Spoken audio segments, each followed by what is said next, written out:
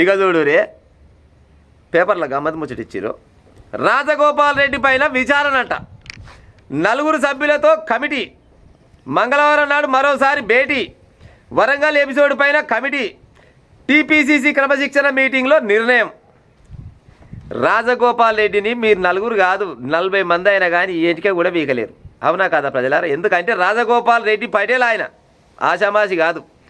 రాజగోపాల్ రెడ్డి లెక్కనే ఇంకోరన్నా గిసోడి ముచ్చట చేస్తే గిసోడి పనులు చేస్తే ఈ టైం కల్లా పత్త కట్టాయి దగ్గర 3-4 నెలలు. వెనకడికి ఆయన వాళ్ళు అద్దెంకి దగ్గర పని ఏం చేసిరు గట్ట ఉంటుంది మరి. కాకపోతే ఈలే వెనకడికి ఒక ఆమంటదట, రాజు నా దిక్కే ఉన్నాడు, మంత్రి నా దిక్కే ఉన్నాడు, ఎట్ట కొడుతావో కొట్టుమోడని ఆట ఆడుతుందట. గట్టినే ఉంది సార్ ఆట కూడా.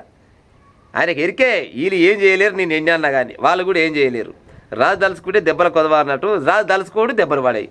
ఈయనకు ఎలాంటి శిక్షణ ఉండదు, ఎలాంటి ఏది ఉండదు, అంతా అది ఉత్తుతుందే.